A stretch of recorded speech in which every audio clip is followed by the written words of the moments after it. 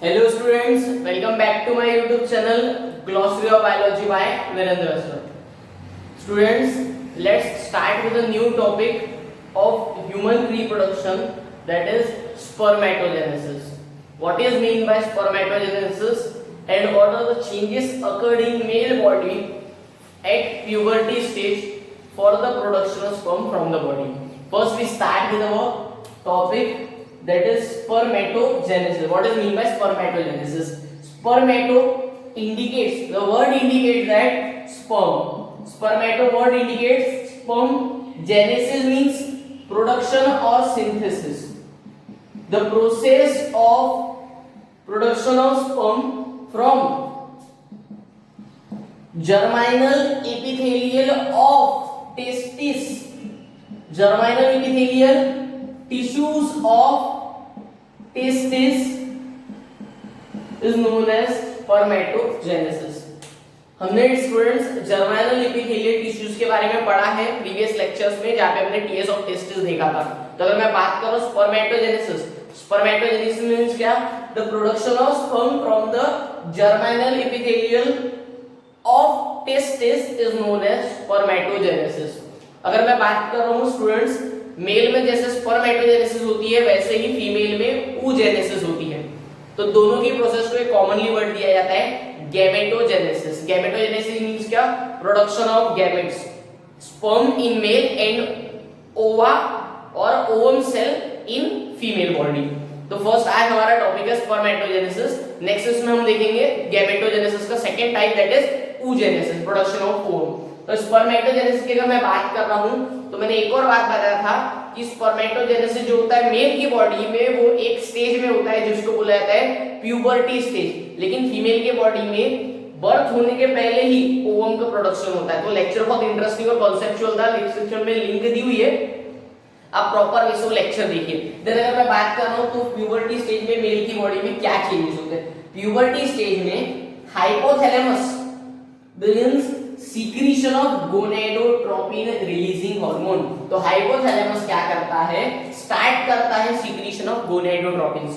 गोनेडोट्रोपिन्स, gonado means क्या? Gonad, male gonad is testis, तो उसके सीक्रीशन को बढ़ाता है. तो उसकी सीक्रीशन को कब बढ़ाता है? प्यूबर्टी स्टेज में हार्मोन्स रिलीज करके. तो वहां पे एक मेजर हार्मोन रिलीज होता है जिसका नाम है FSH, फॉलिकुलर स्टिमुलेटिंग हार्मोन का सीक्रेशन बढ़ता है, जिसके कारण फॉलिकल्स का सीक्रेशन भी क्या होता है? इंक्रीज. जैसे जैसे फॉलिकुलर स्टिमुलेटिंग हार्मोन इंक्रीज होगा, उसका लेवल इंक्रीज होगा, देन फॉलिकल्स भी क्या होंगे?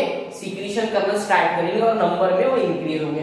देन इसी के बाद में क्या हो रहा है, हम अगर बात कर रहे हैं तो सेमिनिफेरस ट्यूब्यूल, जहां से स्पर्म रिलीज होता है, तो सेमिनिफेरस ट्यूब्यूल किससे लाइन किया जाता है? Single layer of cuboidal epithelial cell which is known as germinal epithelial. तो यही वर्ड मैंने यूज किया. जर्माइनल एपिथेलियल मींस क्या? वो कवर्ड रहता है single layer of cuboidal epithelial tissue से. तो सिंपल अगर मैं बात कर रहा हूं सेमिनिफेरस ट्यूब्यूल, तो सेमिनिफेरस से ही ट्यूब्यूल से ही क्या सीक्रेट होता है, क्या रिलीज होता है? स्पर्म. देन अगर मैं बात कर रहा हूं कि स्पर्म एग्जैक्टली रिलीज कैसा होता है मेल की बॉडी में, तो उसके लिए मेजर आप याद रखेंगे स्पर्मेटोजेनेसिस. एकदम से मेल की बॉडी में प्यूबर्टी स्टेज में स्पर्म एकदम से नहीं बनता है, कुछ प्रोसेसिंग होती है. तो 3 फेजेस होते हैं. सबसे पहला आप देखेंगे कि हमारे अगर मेल की बॉडी में हम बात कर रहे हैं तो स्पर्मेटोजेनेसिस के मेजर फेजेस हैं. तो स्पर्मेटोजेनेसिस के कितने फेजेस आप याद रखेंगे? 3 मेजर फेजेस हैं.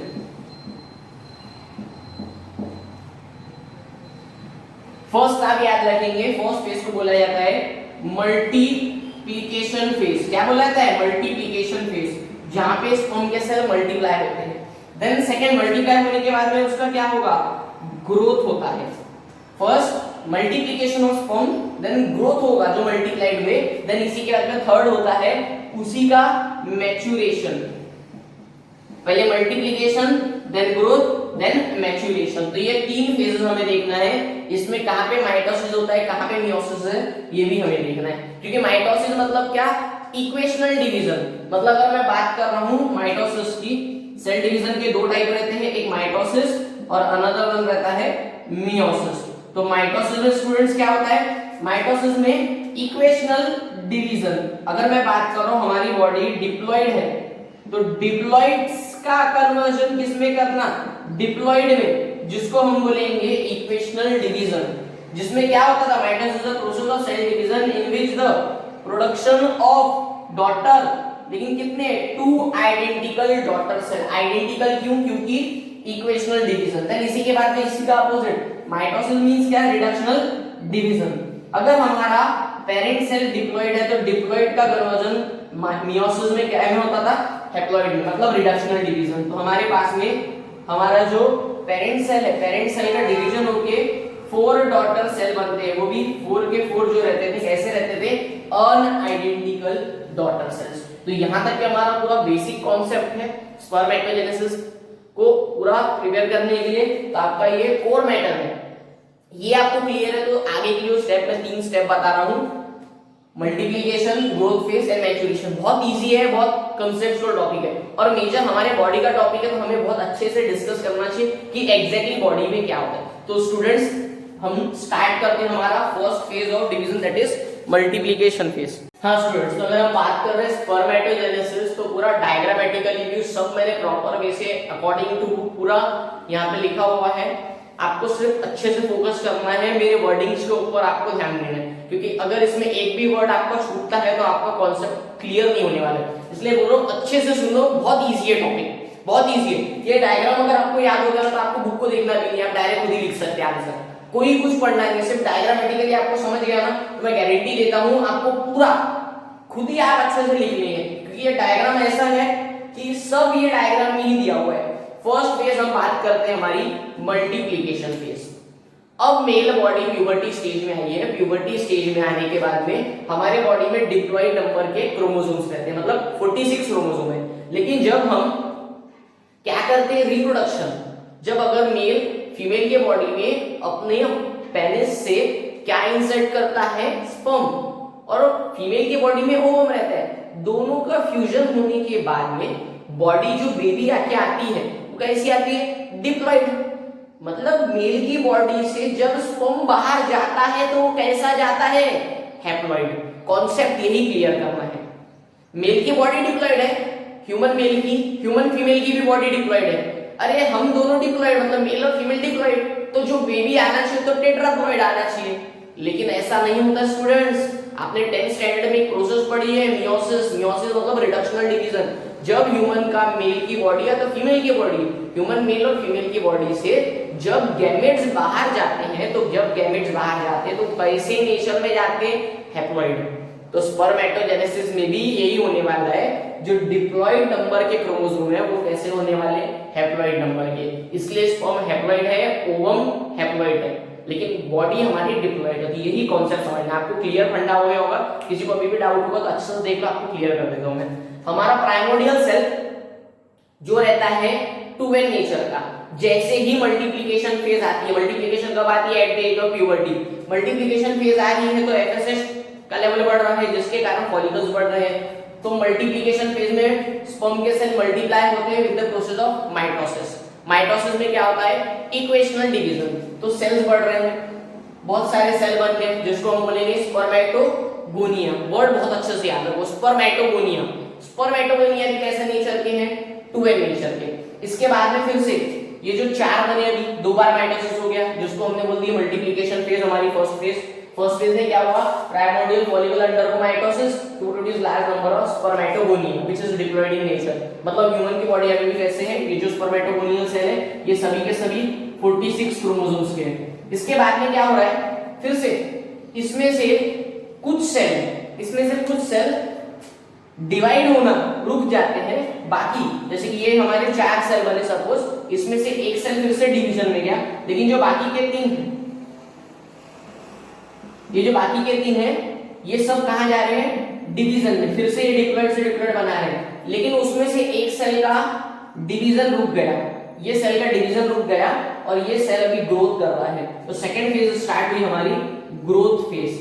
फर्स्ट मैंने क्या बताया आपको, मल्टीप्लिकेशन फेज।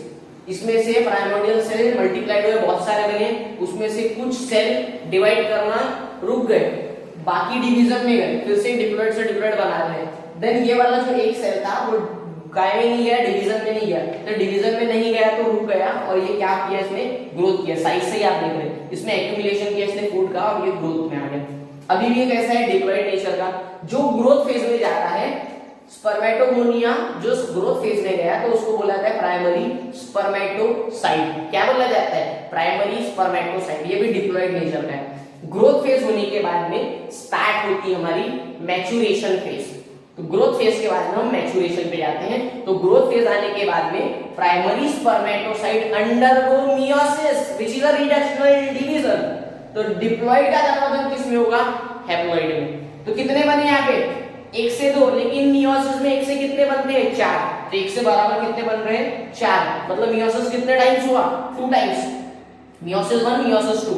मियोसिस 1 में बना सेकेंडरी स्पर्मेटोसाइट। सेकेंडरी स्पर्मेटोसाइट का कन्वर्जन किसमें हो गया, 4 अनआइडेंटिकल स्पर्मेटिड्स। तो ये क्या बन गए, 4 स्पर्मेटिड्स। और ये स्पर्मेटिड्स कैसे हैं, हैप्लॉयड नेचर के हैं। देख लीजिए आप, डिप्लॉयड का कन्वर्जन किसमें हो गया, हैप्लॉयड में। लेकिन जो स्पर्मेटोसाइट, जो ये स्पर्मेटोसाइट बने हैं, आप याद रखेंगे क्या हुआ था, primary spermatocyte undergo meiosis 1 it form secondary spermatocyte. Secondary spermatocyte undergo meiosis 2 it form 4 haploid spermatids. But जो ये स्पर्मेटिड है ये नॉन फंक्शनल है और नॉन मोटाइल है। ये आपका काम का पॉइंट है, ये नॉन फंक्शनल और नॉन मोटाइल है।